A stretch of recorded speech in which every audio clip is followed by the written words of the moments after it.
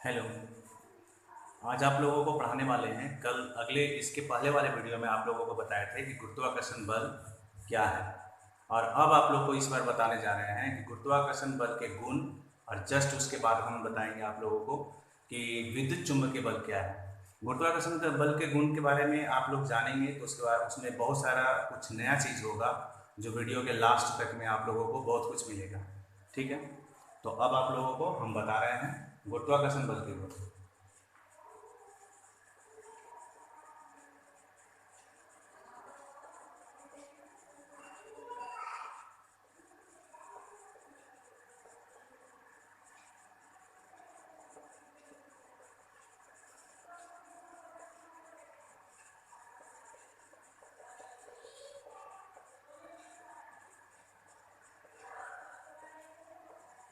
Properties of gravitational force.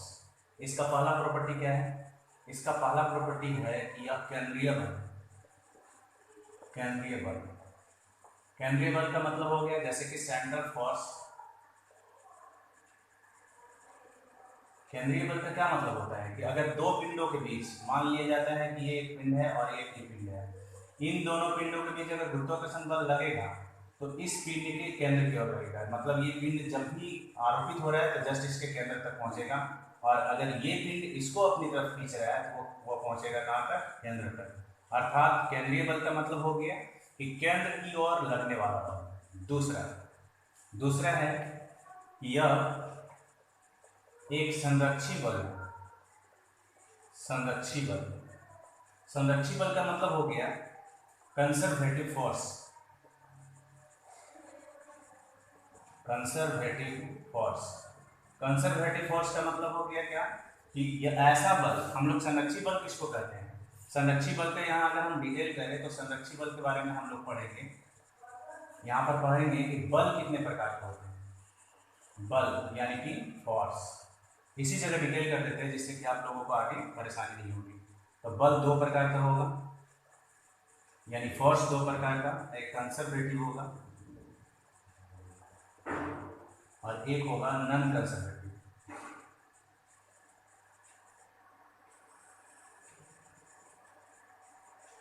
तो conservative में क्या होता है कि वह मतलब ऐसा बल जो पथ पर निर्भर नहीं करता। ऐसा बल जो पथ पर निर्भर नहीं करता, और यह क्या है? पथ पर निर्भर करता है।